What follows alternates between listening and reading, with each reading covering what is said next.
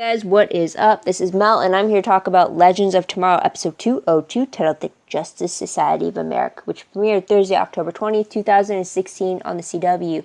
Guys, quick reminders before I begin. I'm recording this the same night that I watched the episode for the first time, and you are getting my genuine first impression of this episode. No outside influences have gotten to me quite yet. So there's that. I only own my thoughts and opinions and any photos of myself. Any other photo I got from Google, and then I've edited it to help make a more unified look. And this is all just for fun, guys. This is just for me to go back later on, see what I have to say about certain episodes, see if any of my previous predictions panned out later on in the season. And it's really just for fun. So no money is being made from this. So with that all said, let's start with the 10-minute clock and let's begin. So something new that we learned in this episode. So Justice Society of America, the JSA as I'm going to call it, immediately confronts the Legends team in 1942. And we immediately find out that they are complete opposites in dynamics. We automatically get a big fight going on between the two teams, and the JSA wins. JSA wants the Legends out. They don't believe that they're time travelers and all that such. So there's definitely tensions between the two groups. Professor Stein is assumed to be the leader of the Legends, but Sarah is appointed official leader later on by the end of the episode.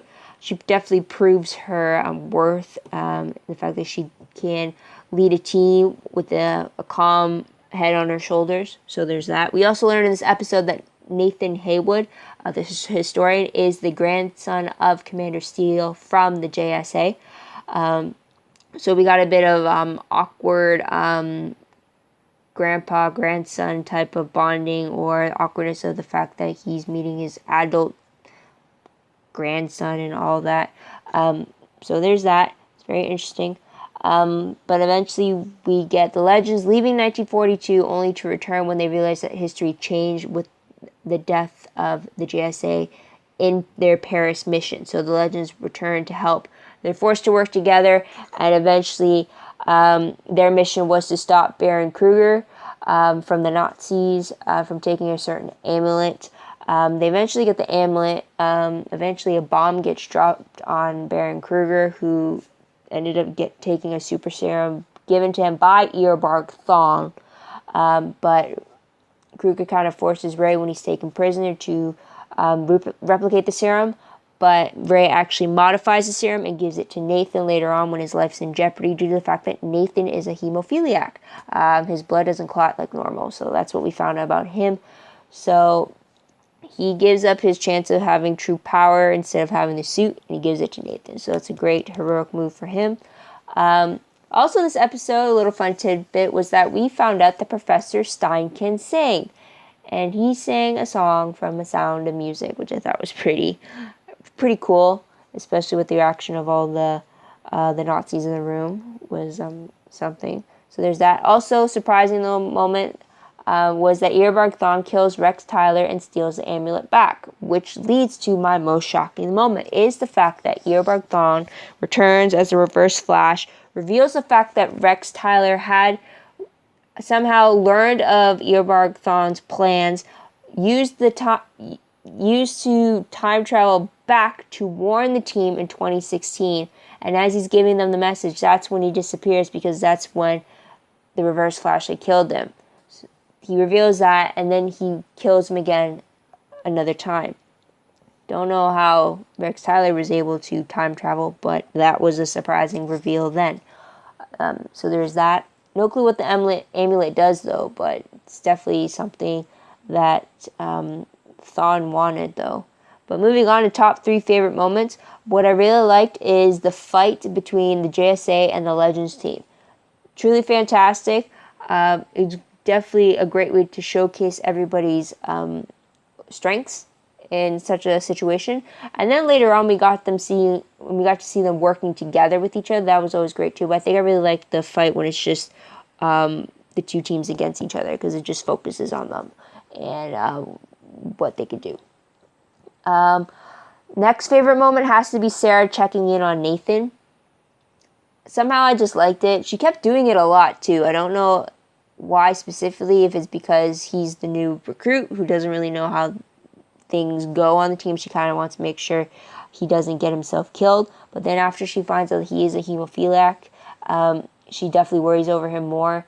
Doesn't want his unnecessary death to be on her shoulders type thing. But I definitely like their dynamic going on between them. They definitely have something between each other for sure. I predict a bond between them forming. Absolutely. Third favorite moment I have to say is Amaya, aka Vixen, approaching Ray and apologizing to him about not acknowledging that he's a superhero, but retracting and saying that he was a hero, especially when he gave up his opportunity for true power in becoming a superhero and giving it to save his friend.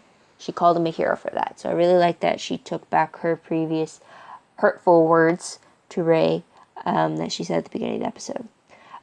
Moving on, though, to my top 3 peeved moments. I only have 2. First one is that the Legends didn't think of Nathan as part of their team, even though Nathan played a crucial part in getting the Legends team back after Rip Hunter had scattered them throughout history as a time precaution. So that was a little bit iffy for me. And then the second peeved moment was the fact that not much of the JSA was featured, even though the episode was called JSA.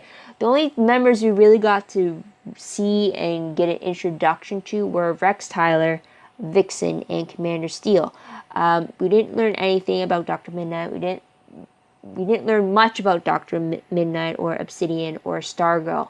We only got to see them when it came to the fight scenes, and then they kind of just were in the background, putting maybe a sentence or 2 in for their own thoughts. But I didn't really learn anything different, or I didn't learn anything really from those 3.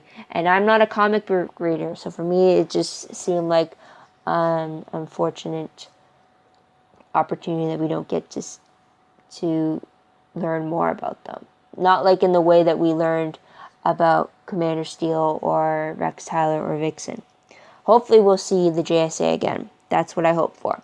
But moving on, moment will I remember most as I look back? The fact that we got to see the JSA. The fact that we got to see this legendary team of superheroes that had Nathan gushing over this historical moment. It was pretty great. But moving on, though, my random questions. First one, will we see the JSA again? Mentioned before, I hope we do. I really, really hope we do. Otherwise, it will be a missed opportunity for sure. Next question, what did that modified serum do to Nathan? Is he still a hemophiliac? Or does this put him on the regular playing field when it comes to health? Last question, what does the Reverse Flash want with that amulet? It doesn't seem like anything special. I don't think it's a magic totem like Damien Dark used back on Arrow Season 4 or what Amaya uses as her Vixen necklace. But I guess we're going to have to see. I mean, what is his plan really?